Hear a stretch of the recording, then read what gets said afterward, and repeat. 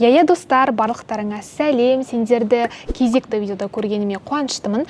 Мен қазір сендерге қателесудің 7 ережесін тізіп айтып беретін боламын. Сондықтан да мұқият тыңдаңдар.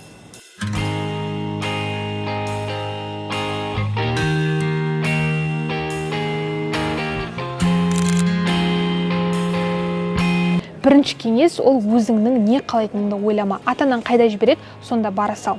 Сен жақсы заңгер, программист шықпайтынын білсең де, оны атанаң айтты ғой, сонда бара сал.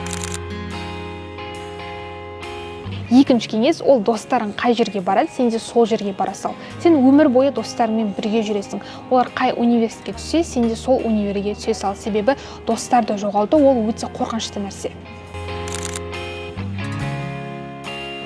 Үшінші кеңес ол трендтегі мамандықты таңда. Яғни қазір барлығы IT саласына кетіп жатыр. IT саласы модада. Сен де оған қабілетің жетпесе де, түсінбесең де сол мамандыққа түсе сал. Кейін ол мамандықты игеріп аласың. Төртінші кеңес грант қайда болса, сол жерге түсе сал. Мамандық таңдау ол маңызды нәрсе емес. Бесінші кеңес ақша көп төленсе, сол мамандыққа түсе сал.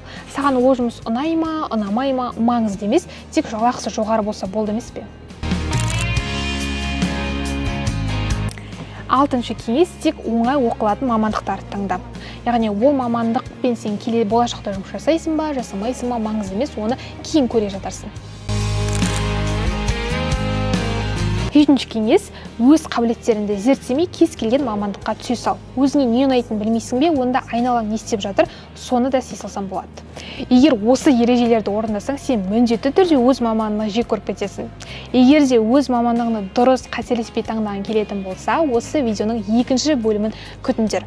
Екінші бөлімде мен сендерге қалай мамандықты дұрыс таңдау керектігін және де сол мамандықты таңдауда әрекет жасайтын нақты қадамдармен бөлісіп, талдау жасап беретін боламын. Ал достар, келесі видеоны көргілерің келсе, комментарийге плюс қалдырып кетіңдер, және де комментке өздерің жалпы қандай мамандық таңдап жатырсыңдар, қандай мамандық таңдағыларың келіп жатыр, соны бөлісіп кетсеңдер болады, немесе көкейлеріңде жүрген сұрақтарыңды да қойып кетсеңдер болады. Сол сұрақтарыңның барлығына мен талдау жасап жауап беретін боламын.